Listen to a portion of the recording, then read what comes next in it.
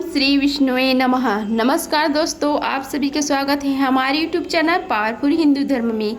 अब तक हमने श्री ज्येष्ठ महात्मा में कथा अध्याय 1 से लेकर कथा अध्याय 23 का रसपान किया है। अब हम आप सभी को श्री ज्येष्ठ महात्मा में कथा अध्याय 24 का रसपान कराएंगे, जिसमें श्री सावित्री और सत्यवान की कथा का महात्मा का वर्णन है। अगर आप सभी हमारी वीडियो को पहली बार देख रहे हैं तो वीडियो को लाइक कीजिए, चैनल को सब्सक्राइब कीजिए ताकि आने वाली वीडियो की नोटिफिकेशन आप सभी को मिलती रहे। आइए रसपान करते हैं कथा अध्याय 24 का। स्कंद जी कहने लगे कि हे ऋषियों, व्यास जी राधा युधिष्ठिर से बोले कि हे भारत, इसके पश्चात मद्रराज अश्वपति और नारद ऋषि का समागम हुआ। कथा के योग से राजसभा में नारद जी बैठे थे। इसी समय राजकन्या सावित्री मंत्रियों के साथ समस्त तीर्थ आश्रम में जाकर पुनः अपने घर वापस आई। नारद ऋषि के साथ अपने पिता को स्थित देखकर सावित्री ने दोनों के चरणों को छूकर नमस्कार किया। नारद जी ने राजा से कहा कि हे निप्रा, तेरी यह कन्या कहाँ गई थी और यह कहाँ से आई है, और आप इसका विवाह क्यों नहीं करते? राजा अश्वपति बोले, हे देव ऋषि नारद जी, मैंने इसको इसी काम के लिए भेजा था, वही कार्य यह करके आई है, सो आप इसके उस कार्य को सुनिए। इसने जिस पति को वरा है, जब पिता ने विस्तार पूर्वक कहने के लिए कहा, तब वह कन्या देवभाग्य वचन का अवलंबन करके बोली। सावित्री जी बोली कि सर्ववेश में धर्मात्मा दुष्मत सेन नाम वाला क्षत्रिय हुआ। राजा देववश अंधा हो गया। उस बाल पुत्र से युक्त नेत्रहीन बुद्धिमान उस राजा द्वित्मसेन के राज्य में छिद्र मिलने पर पूर्व के बैरी भी उसके देश के समीपवर्ती राजा ने हरण कर लिया। तब वह दयुष्मसेन अपने बल पुत्र और स्त्री सहित वन को चला गया, और वह महाव्रती बड़े वन में जाकर तप करने लगा। उसका लड़का पूर्व में ही उत्पन्न हुआ था, परंतु वन में जाकर पड़ा हुआ वहाँ वह सत्यवान नाम से प्रसिद्ध है। उसी को मैंने वरा है। नारद जी कहा कि उसने महान पाप किया है। उसने बिना सोचे समझे गुण संपन्न सत्यवान को पति के रूप में वर लिया है। इस बालक के पिता और माता दोनों ही सदैव सत्य बोलते हैं, अतः ब्राह्मणों ने इसका नाम सत्यवान रखा है। इस बालक को अश्व अति प्रिय है। यह मिट्टी का अश्व बनाता है और घोड़े के चित्र भी बनाता है, इसलिए इसका नाम चित्राश्व भी है।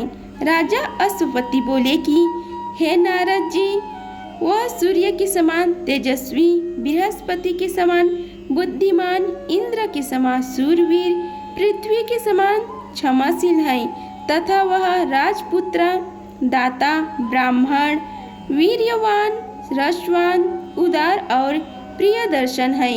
वह दानवीर में इस समय अपनी भक्ति राजा रंती देव के समान, उसी नर पुत्र शिव के समान ब्राह्मण और सत्यवादी है।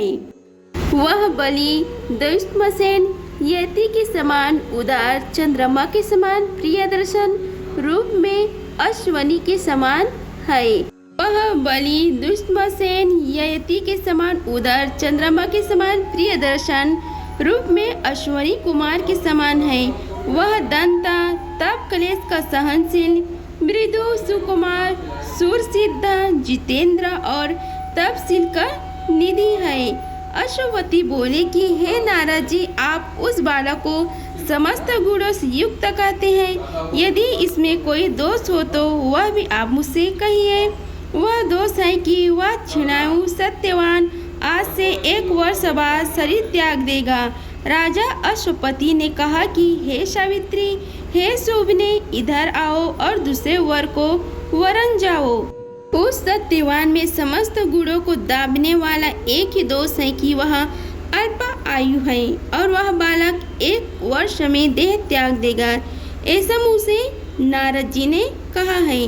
सावित्री कहने लगी कि हे पिताजी, राजा लोग एक बार ही बोलते हैं और पंडित लोग भी एक बार ही बोलते हैं, तब कन्या एक बार ही वरण करती है।